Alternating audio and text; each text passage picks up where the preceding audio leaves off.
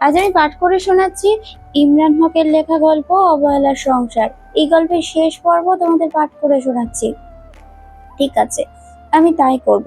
তার কাছে ক্ষমা চাবো। যতদিন না ক্ষমা করে আমাকে, ততদিন চেষ্টা করেই যাব। এটাই করা ঠিক হবে। কফি তো ঠান্ডা হয়ে গেল রে, কথা বলতে বলতে। ঠান্ডা হয়েছে তো কি হয়েছে, ঠান্ডা কফি খেতে আমার ভালো লাগে। তাই আগে তো তোর এই অভ্যাস ছিল না। তাই এই ঠান্ডা কফি খাওয়া কবে থেকে ভালো লাগা শুরু করলো রে? এই তো দেশের বাইরে যাওয়ার পরে।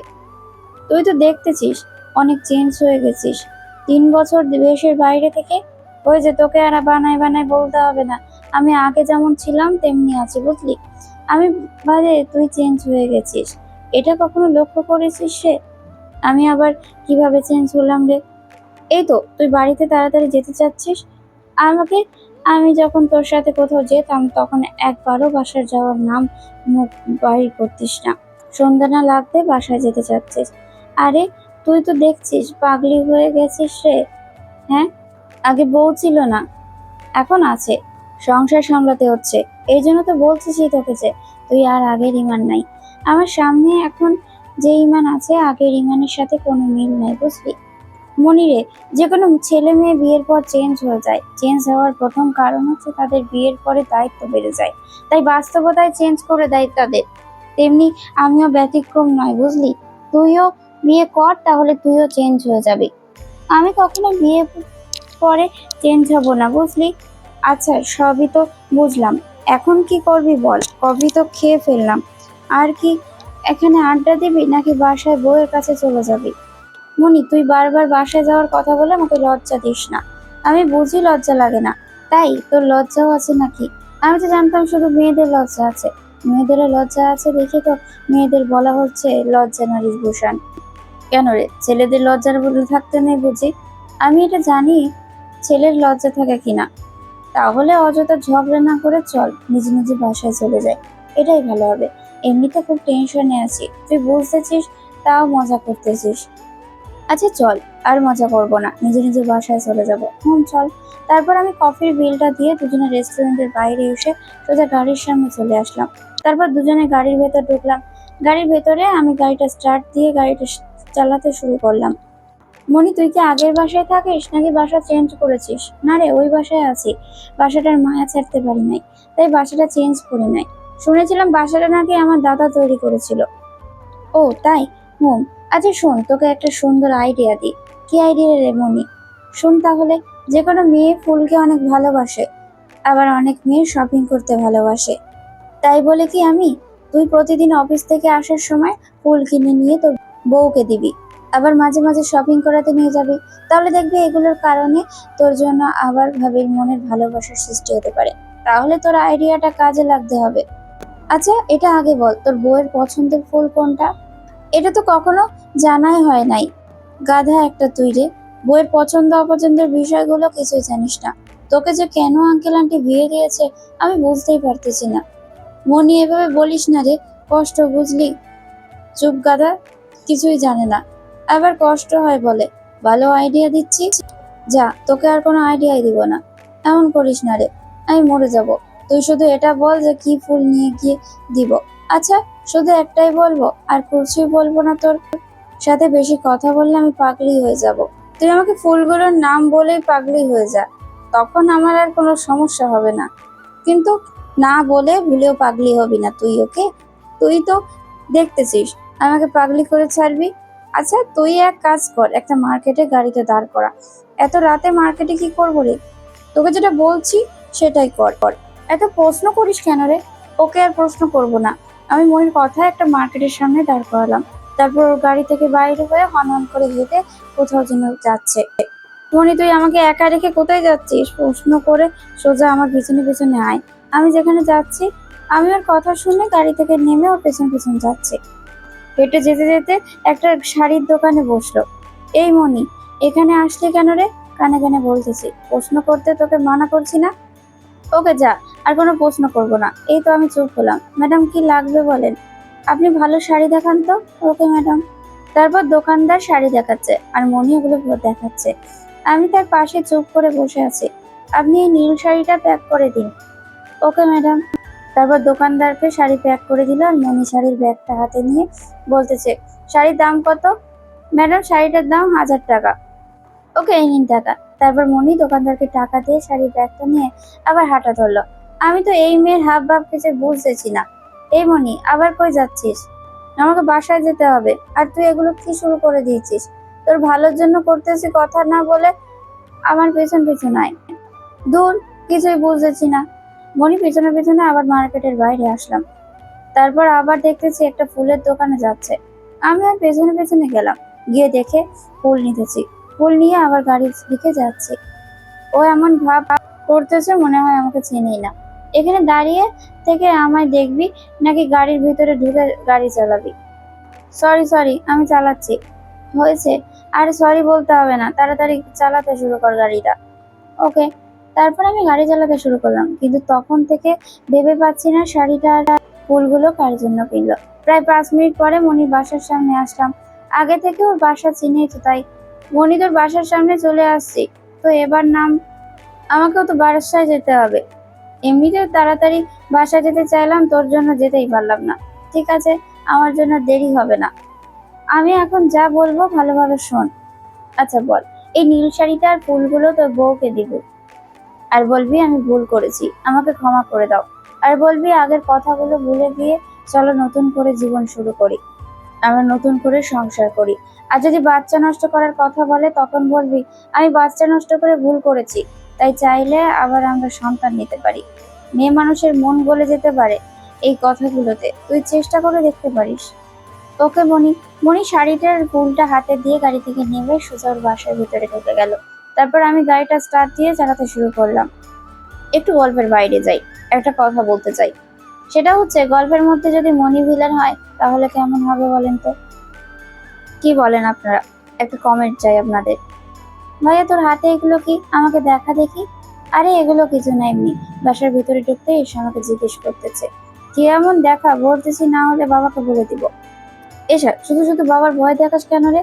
তোকে বাবার ভয় দেখাবো না তো কার ভয় দেখাবো? বাবাকে ছাড়া কি তুই আর কাউকে ভয় পাস? আচ্ছা যাই হোক, বাবাকে কিছু বলবো না। এখন তুই আমাকে ওই ব্যাগের ভিতরটা কি আছে দেখা। না দেখালে হয় না বোন। তোকে 100 টাকা দিচ্ছি, তাও দেখাতে হবে?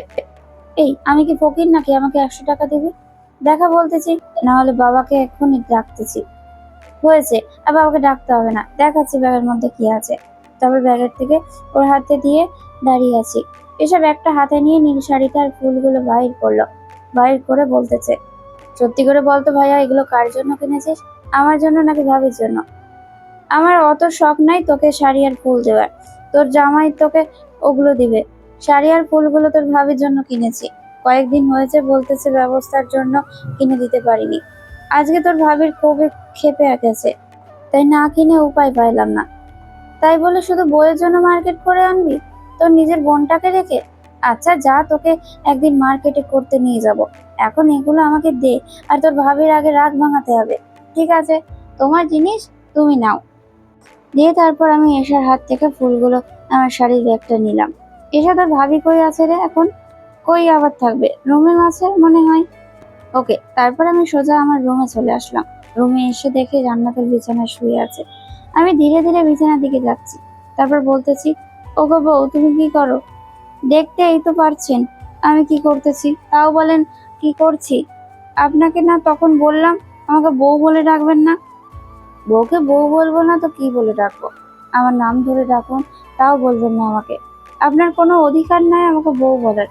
বউ বলার অধিকার আছে কি নাই সেটা তুমি না, আমি ভালো করে জানি। ওকে, তুমি শোনো না বউ, তোমার জন্য একটা গিফট আছে। আমার কোনো গিফটের প্রয়োজন নাই, আপনার জিনিস আপনার কাছে রাখুন। তুমি শুধু শুধু রাগ করছো। আমি রাগার মতো কিছু বলেছি?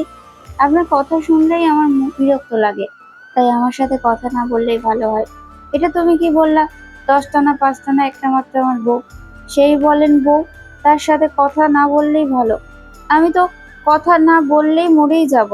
আপনার এই ন্যাকামো কথাগুলো শুনলে আমার শরীর জ্বলে যায়।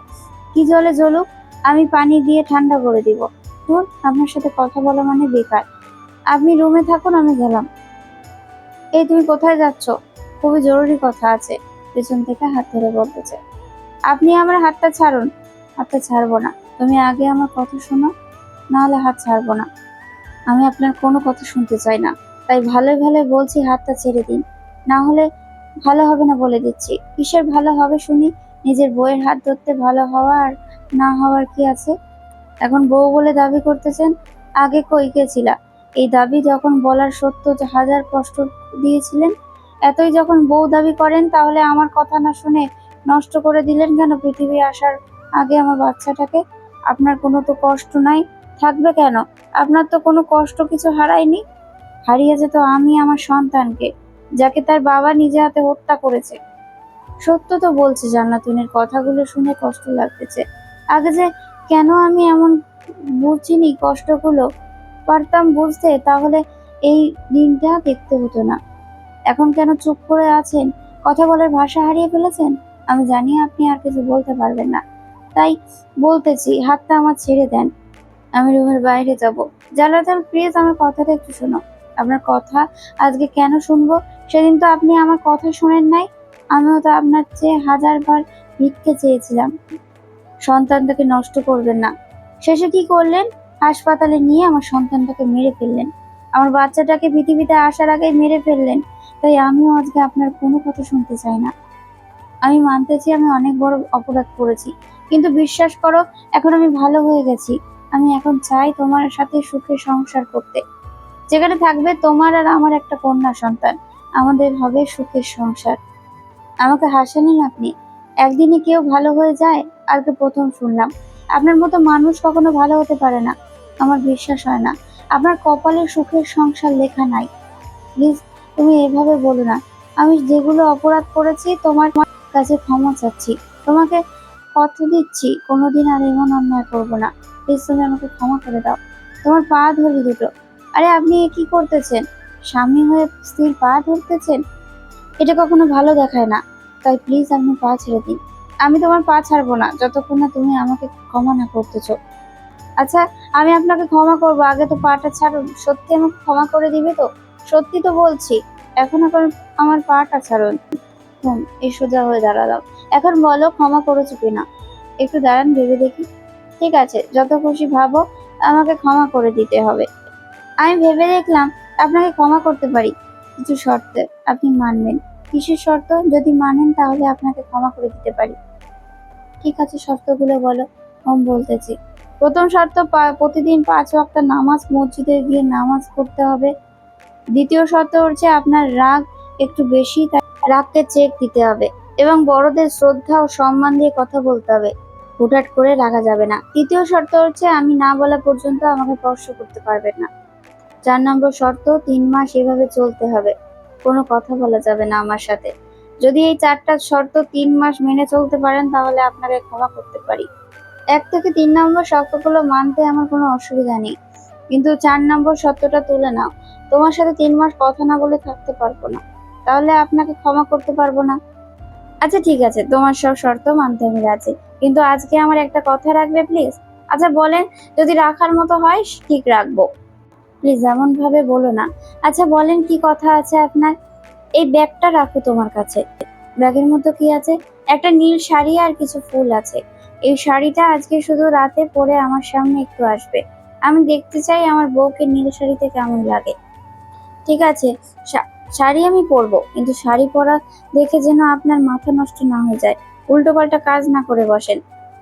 সেই রকম কিছুই করব না, শুধু একটা নজর শাড়ি পরা অবস্থায় তোমায় দেখবো। ওকে, দেখান তো আমাকে কেমন লাগতেছে। মাশাল্লাহ, আমার বউটাকে তো অনেক সুন্দর লাগতেছে নীল শাড়ি পরে। ধন্যবাদ। এবার তাহলে আমি যাই, এগুলো খুলে এসে শুয়ে পড়ি। আরে এগুলো খুলতে হবে না, তুমি এগুলো পরে শুয়ে পড়ো, সমস্যা নাই। তোমাকে যে কত সুন্দর লাগতেছে তা বলে বোঝাতে পারবো না। ইচ্ছে করতেছে তোমাকে এখনই। থামেন থামেন, হয়েছে। ইচ্ছা আপনার কাছেই রাখুন। আমি শাড়ি পরে ঘুমাবো, আর আপনি মাঝরাতে আমাকে আমার উপরে ঝাঁপিয়ে পড়বেন। আমি মনে মনে কিছুই বুঝি না। আমি সত্যি ভালো হয়ে গেছি। জান্নাতুল, বিশ্বাস করো আমাকে। আমি জানি একটা সুন্দর করে সাজলে আর যদি কোনো ছেলে দেখে তখন তার কোনো লোভ সামলাতে পারে না। তেমনি আপনার কথায় আপনার দেওয়া শাড়ি, ফুল দেওয়া সবকিছুই পরে এসেছি, আপনাকে দেখাচ্ছি। এখন আপনার লোভ সামলাতে পারছেন না আমাকে দেখে। যদি আপনার লোভ সামলাতে নাই পারেন তাহলে আমাকে এগুলো পড়তে বলেন কেন? আপনি কখনো ভালো হতে পারবেন না। শুধু শুধু ভালো মানুষ সাজার চেষ্টা করতেছেন। আপনার ভিতরে একটা জানোয়ার আছে, আর যার ভিতরে জানোয়ার থাকে সে কখনো ভালো হতে পারে না। জানো তো, তুমি আমাকে এভাবে বলতে পারলে? এটা আপনার প্রাপ্য ছিল। আর একটা যদি কথা শুনুন, 3 মাসে দেখি আপনি ভালো হননি, আপনাকে রেখে চলে যাব। তখন পুরো পৃথিবী ধরে খুঁজলেও আমাকে পাবেন না। আচ্ছা যাও, তোমার ইচ্ছা শাড়ি পরে থাকবে না কি খুলে রাখবে? তুমি আবার কই যাবে? কই যাব সেটা আপনাকে কেন বলবো? হ্যাঁ, আমার 2 চোখ যেদিকে যায় সেদিকে চলে যাব। অবহেলার সংসারে আর পড়ে থাকবো না। যেখানে পাই না কোনো নিজের সম্মান অধিকার, সেখানে কি করে থাকবো? আর এমন একটা স্বামী পেয়েছি যে কিনা আমার শরীরটাকে ভালোবাসে। চাহিদা পূরণ হলে আমাকে আর চিনেই না। তুমি আমাকে 3 মাস টাইম দিয়েছো, আমি এই 3 মাসে ভালো হয়ে দেখাবো তোমাকে, আর তোমাকেও আর কোথাও যেতে দিব না। তোমার সম্মান অধিকার সব ফিরিয়ে দিব, আর একজন ভালো স্বামী হয়ে দেখাবো। জানো তুমি, কথা দিলাম তোমায়। শাড়ি চেঞ্জ করতে আপনার সামনে তো আর চেঞ্জ করতে পারবো না। আপনার সামনে চেঞ্জ করলে আবার কখনো আমাকে দেখে আপনার মাথা ঠিক না থাকতে পারে। পুরুষ মানুষ বলে কথা। ঠিক আছে, তুমি রুমের ভিতরে চেঞ্জ করো, আমি বাইরে যাচ্ছি। আরে আপনি থাকেন, আপনার ঘর, আপনার বাইরে যাবেন কেন? তুমি কিন্তু আমাকে কথায় কথায় অপমান করতেছো। আমি তো ভালোর জন্য বলতেছি, আর তুমি আমাকে অপমান করতেছো। এটা কি শুধু আমার রুম? তোমারও তো রুম। এক কথায় যাকে বলে আমাদের দুজনের রুম এটা। তাই তুমি রুমে চেঞ্জ করো, আমি বাইরে যাচ্ছি। আমি কথা না বলে সোজা বাইরে চলে আসলাম। যে কথা বলছে ওখানে কথা বলার ভাষা হারিয়ে ফেলেছি। আমি কি এতটাই খারাপ ছেলে? নিজের স্ত্রী এবং স্বামী হিসেবে কোনোটাই মানতে পারছি না। এটা সম্পর্কে ফাটল ধরাতে হলে অবহেলা অত্যাচার করলেই হবে। কিন্তু আল্লাহ আমার সংসারটাকে বাঁচিয়ে রেখেছে। কতই না অবহেলা অত্যাচার করেছে জানাতুনকে, তাও আমাকে ছেড়ে যায় নাই। তখন আমি জানাতুনকে বুঝে নাই, এখন জানাতুন আমাকে বুঝতেছে না। হঠাৎ করে ফোনটা বেজে উঠলো, তাই ফোনটা হাতে নিয়ে দেখি মনি ফোন দিয়েছে। তাই ফোনটা রিসিভ করতেই বলতেছে, কিরে ফালতু ছেলে, তোর বউয়ের কি খবর? তোকে মেনে নিয়েছে কি? মনি, তুই আমাকে ফালতু ছেলে বলতেছিস কেন রে? আমি বাদে অন্য কেউ কি বলেছে নাকি? আমার বউ এই কথা বললো রে। ঠিক আছে, তো বলেছে। আচ্ছা এগুলো বাদ দে, আগে বল তোর বউ তোকে মেনে নিয়েছে কি? না, নেয়নি। কেন রে মেনে নিল না? তাহলে তোর কপালে বউ নেই। বউ মেনেই নিবে না কোনোদিন। আর বউ কপালে জুটবেও না। সুযোগ একবারই আসে কপালে, সেটা তুই কাজে লাগাতে পারিস না। এখন বসে বসে কান্না কর। হীরার টুকরো একটা বউ পেয়েছিস, কিন্তু তুই তার অপব্যবহার করেছিস। কথায় আছে যে কিছু কিছু পাপের শাস্তি দুনিয়াতে ভোগ করতেই হয়, সেরকম তোর পাপের শাস্তি পাচ্ছিস। আরে আমার কথা শেষ না হতেই তুই সেই বক বক করে শুরু করে দিলি। এই, আমি বক বক করলাম? আমি তো কথায় কথায় বললাম ভালো কথা। আচ্ছা বল, এবার তোর কথা শুনি। তাহলে শোন, আমাকে 3 মাস সময় দিয়েছে। এই 3 মাসের ভিতরে ভালো না হলে আমাকে ছেড়ে চলে যাবে। তাই? তাহলে ভালো। ভালোই তো, কিন্তু আবার 3টে শর্ত দিয়েছে। কিসের শর্ত রে? তারপর আমি সব শর্তের কথা বললাম। আমার মনে হয় না তুই এগুলো করতে পারবি না। কেন পারবো না? না পারলেও আমাকে পারতেই হবে। তাহলে এখন চেষ্টা করতে থাক, ধীরে ধীরে হয়ে যাবে। আমার জন্য দোয়া করিস রে। ওকে। আমি যদি আল্লাহর পথে চলতে পারি, সৎ পথে চলতে পারি, আমি তো তোর জন্য সবসময় দোয়া করবই। একজন প্রকৃত বন্ধু তার ওপর বন্ধু সবসময় ভালো চাইবে। আমিও চাই তুই সুখে শান্তিতে সংসার কর। ধন্যবাদ রে, তোর মতো একটা বন্ধু পেয়েছি। হয়েছে, আমাকে আর ধন্যবাদ দিতে হবে না। তো আগে বল, ভাবিকে কবে দেখাবি আমাকে? শোন, একটা কাজ কর, তুই না হয় কালকে আমাদের বাসায় আয়। এর ফাঁকে আমাদের বাবা মার সাথে তোকে দেখা করিয়ে দেবো। আমার বউকেও দেখতে পারবি। দাওয়াত যখন দিচ্ছিস তাহলে তো যেতেই হবে। তুই তো জানিস আমাকে কেউ দাওয়াত দিলে মানা করতে পারি না। ওকে, তাহলে আসিস কালকে। ওকে। আচ্ছা শোন, অনেক রাত হয়েছে তাই ঘুম ধরতেছে না খুবই। তাই বলি কি, কালকে তোর বাসায় যাইতেছি, তাই কালকে কথা হবে। ওকে, ঠিক আছে, ঘুমা তাহলে। আমি তো ঘুমাবো, তুইও ঘুমা। ওকে। আপনি বিছানায় উঠতেছেন কেন? বিছানার মধ্যে না উঠলে ঘুমাবো কেমন করে আমি? বাড়ি থেকে মনির সাথে ফোনে কথা বলে রুমে এসে দেখি জানাতন পুরো বিছানা দখল করে শুয়ে আছে। আমি যেমনি বিছানায় শোয়ার জন্য বিছানায় উঠবো, তাতে বলতেছে, এখন আপনি বিছানা থেকে নামুন। বলতেছি, আরে তুমি এমন করতেছো কেন? এমনিতে অনেক রাত হয়েছে, সকালে আবার অফিসে যেতে হবে। এমন করতেছি কারণ আপনি বিছানায় ঘুমাতে পারবেন না। তাহলে আমি কই ঘুমাবো? কই মানে? ওই সোফায় দেখতেছেন না, ওখানে গিয়ে ঘুমান যান। আরে তুমি ভালো করে জানোই আমি সোফায় ঘুমাতে পারি না, তাও আমি সোফায় ঘুমাতে বলতেছেন? জানি দেখি তো বলতেছি, তাই ভালোই ভালো সোফায় গিয়ে শুয়ে পড়ুন। আমি 3 মাস আমার সাথে বিছানায় শুতে পারবেন না। সনাতন, এটা কিন্তু শর্তের মধ্যে ছিল না যে আমি বিছানার মধ্যে তোমার সাথে শুতে পারবো না। আগে ছিল না, এখন মনে পড়েছে বলে দিলাম। এখন আমার ভালো লক্ষ্মী ছেলের মতো বালিশ কম্বল নিয়ে সোফায় গিয়ে শুয়ে পড়ুন। এটা কিন্তু আমার ওপর ব্যভিচার হচ্ছে। আপনার জন্য এটাই সুবিচার। ঠিক আছে, কি আর করার, বউয়ের কথা শুনতে তো হবে। আমি বালিশের কম্বল নিয়ে সোফায় শুয়ে পড়লাম। এখন বালিশ আর কম্বলই আমার জীবন সঙ্গী। ও আর একটা কথা। আবার কি হলো? বলো কি কথা? আজকে রাত থেকে দিন গোনা শুরু। ঠিক 3 মাস দেখবো। যদি ভালো হন তাহলে স্বামী হিসাবে মেনে নিব, না হলে বুঝতেই পারছেন। আর যেগুলো শর্ত তো দিয়েছি সব তো মনেই আছে। অক্ষরে অক্ষরে মনে আছে। মনে থাকলেই ভালো। গুড নাইট, আল্লাহ হাফেজ। ও, শোয়ার আগে ফোনটা অ্যালার্ম দিয়ে রাখতে হবে। ফজরের নামাজ পড়তে হবে। পড়তে পারবো না না হলে। আর প্রথম শর্ত ছিল 5 ওয়াক্ত নামাজ পড়া। তাই এটা কখন মিস করা যাবে না। তাই আমি ভোর 4:30 অ্যালার্ম দিয়ে রাখলাম। তারপর ফোনের পাশে রেখে ঘুমিয়ে পড়লাম। প্রস্তুতি নিচ্ছি, কখন যে ঘুমিয়ে গেছি বুঝতেই পারিনি। হঠাৎ করে অ্যালার্মের শব্দ শুনে ঘুমটা ভেঙে গেল। ঘুম ঘুম চোখে ফোনটা হাতে নিয়ে অ্যালার্মটা বন্ধ করে দিলাম। অ্যালার্ম বন্ধ করে দিয়ে আবার চোখ দুটো বন্ধ করে শুয়ে আছি। হঠাৎ করে মনে হলো আমাকে মসজিদে যেতে হবে নামাজ পড়তে। তাই ধড়পড় করে সোফা থেকে উঠে ফোনটা হাতে নিয়ে 5টা বাজতেছে। আর দেরি না করে সোজা উজু করে বাথরুমে চলে গেলাম। উজু করে এসে পাঞ্জাবিটা পরে টুপি মাথায় দিয়ে মসজিদে যাওয়ার জন্য হাঁটা শুরু করলাম। কতদিন পরে পাঞ্জাবি টুপি পরে নামাজ পড়তে যাচ্ছি মসজিদে নিজেই জানি না। ঘুম থেকে উঠে প্রথমে সোফায় চোখ দুটো গেল। আমার কিন্তু সোফার মধ্যে কেউ নেই, কালকে রাতেও ঘুমায়নি। ঘুমিয়েছিলেন তাহলে উনি কই গেলেন? রাগ করে কোথাও চলে গেলেন না তো? দূর, আমি এত কিসব টেনশন করছি। উনি কই যাক, আমার বাসা ছেড়ে যাবে পালালেও আবার কি আমার কি। যাই ফজরের নামাজটা পড়তে যাই। অজু করে এসে নামাজ পড়ে নিলাম। তারপর রুমের বাইরে দেখি চারিদিকে ছটফট ফটাফট দেখি অন্ধকার থেকে আলোয় পরিণত হয়েছে। ফজরের নামাজ পড়ার পরে আল্লাহ বান্দার জন্য এত সুন্দর একটা আবহাওয়া দিয়েছে, শুধু তারই উপভোগ করতে পারে তারাই, যারা ফজরের নামাজ পড়ে। শান্তিময় আবহাওয়া, মন প্রাণ জুড়ে যায়। সকালের পরিবেশটাও আমার অনেক সুন্দর লাগে। তাই আমি প্রতিদিন ফজরের নামাজ পড়ে ব্যালকনিতে এসে সুন্দর একটা সকাল উপভোগ করি। দেখতে দেখতে চারিদিকে আলোয় আলো হয়ে গেল। এদিকে আমার শাশুড়ি মা আমার আগে এসে রান্না করে ঢুকেছে। আমিও রান্না করে গেলাম। বৌমা, তুমি এসেছো? হুম মা। তাহলে আমার সাথে সাথে একটু সাহায্য করো। ওকে মা। তারপর আমি আমার শাশুড়ি মাকে রান্নার কাজে সাহায্য করতেছি। একে একে সব রান্নার কাজ শেষ হলো। বৌমা, আমার ছেলে কই? এখনো নিচে আসতেছে না কেন? সকাল সকাল ঘুম থেকে উঠে নাস্তা চাইতো, এখন আসতেছে না কেন? ও অসুস্থ নাকি? এই এখন মাকে কি বলি, সত্যটা বলবো নাকি বলবো না, আবার ভয় করতেছে। না, পরে যা হবে হবে, দেখা যাবে, সত্যটা তো বলি। অসুস্থ হবে কেন মা? সুস্থই আছে। কিন্তু কি বৌমা? কালকে রাতে আমরা দুজনে একসাথে ঘুমাইছিলাম, কিন্তু ফজরের নামাজ পড়তে উঠেও দেখি কি আপনার ছেলে রুমের ভেতরে নাই। কি বলো বৌমা? আমার ছেলে কই গেল তাহলে? তোমরা রাতে ঝগড়া করছো নাকি? কে কার সাথে ঝগড়া করছে মা? আমি আর মা এই কথা শুনে দরজার সামনে দেখে অবাক। কারণ ইমান পাঞ্জাবি আর টুপি পরে দরজার সামনে দাঁড়িয়ে আছে। আমি এই অবস্থায় ওনাকে দেখে একবারে বিদ্যুতের শক খাওয়ার মতো অবস্থা। বৌমা, আমি যা দেখছি তুমিও তা দেখতেছো? মা, আপনিও যা দেখছেন আমিও তা দেখছি।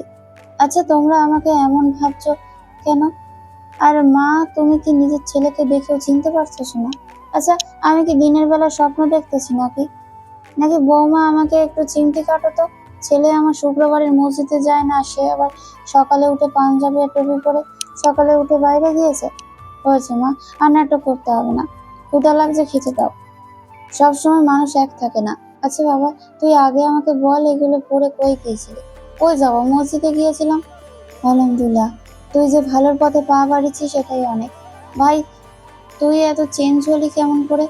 যেখানে মা বাবা তোকে নামাজ পড়তে 1000বার বলছে, তাও মসজিদে নামাজ পড়তে যাস নাই, কিন্তু আজকে ঠিক নামাজ পড়তে গেছিস। তবে তো ভাবির জন্য। আজকে থেকে আর কোনো অন্যায় কাজ করব না, সবসময় ভালো কাজ করার চেষ্টা করব। সবসময় কি মানুষ খারাপ থাকে নাকি? আমিও পাপ করেছি, তাই এখন আল্লাহর কাছে ক্ষমা চাইতে হবে। তুই যে ভালো হয়েছিস সেটাই আমাদের জন্য অনেক। তোর প্রশংসা, অসংখ্য ধন্যবাদ। দেখতে দেখতে আজ 3 মাস পূরণ হলো।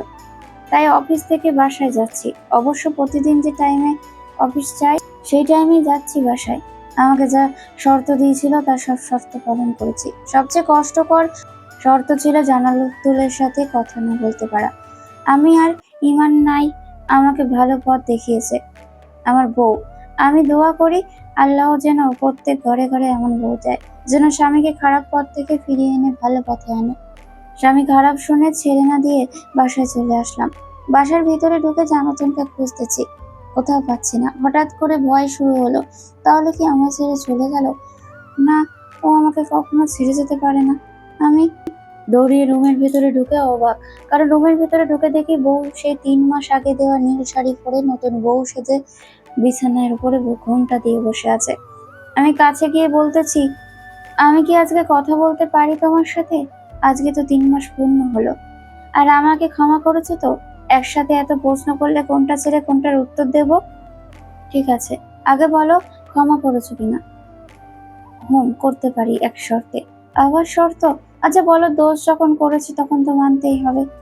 শর্ত হচ্ছে মন প্রাণ দিয়ে ভালোবাসতে হবে, আর কখনো আমাকে কষ্ট দিবেন না বা কখনো ছেড়ে যাবেন না, তাহলে আপনাকে ক্ষমা করতে পারি।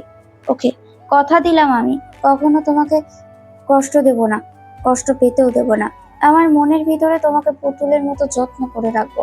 আচ্ছা একটা কথা বলি, বলো, আমি কি তোমার ঘুমটাতে তুলতে পারি? আপনার বউ, আপনি কি করবেন সেটা আপনি জানেন। ঠিক আছে, আমার যখন বউ তখন আমার ইচ্ছা। তারপর আমি ঘোমটাটা তুলে চাঁদের মতো মুখখানা দেখে বউয়ের ওপরে ক্রাশ খাইলাম। মাশাল্লাহ, আমার বউ তো চাঁদের মতো যে সুন্দর, অনেক। এমন করে বলিয়েন না, বুঝি শরম লাগে না? বউ শুনো না, চলো আবার নতুন করে সংসার শুরু করি। আগে কথাগুলো ভুলে, আমি তো এটাই চাই। তাহলে হয়ে যাক নতুন করে বাসর করা, নতুন করে যখন সংসার শুরু করতেছি। আপনার মুখে কোনো কিছু আটকায় না? পাঠকরা শুনতেছে, আমার লজ্জা করতেছে। যে পাঠক বন্ধুরা আপনারা একটু চোখ কান বন্ধ রাখুন, আমাকে আগে শুভ কাজটা একটু করতে দিন। আপনাদের জন্য আমার বউ লজ্জা পাচ্ছে। তারপর সবাই ইতিহাস। আজকের এই গল্পের শেষ পর্ব এখানেই শেষ করলাম। যদি গল্পটি ভালো লেগে থাকে লাইক কমেন্ট শেয়ার করবেন, আর চ্যানেলটিকে সাবস্ক্রাইব করে রাখবেন এরকম সুন্দর সুন্দর গল্পের জন্য। সবাইকে অসংখ্য ধন্যবাদ আমাকে এতটা হেল্প করার জন্য। গল্পে যদি কোনো ভুল ত্রুটি থাকে ক্ষমার দৃষ্টিতে দেখবেন। সবাই ভালো থাকুন, সুস্থ থাকুন।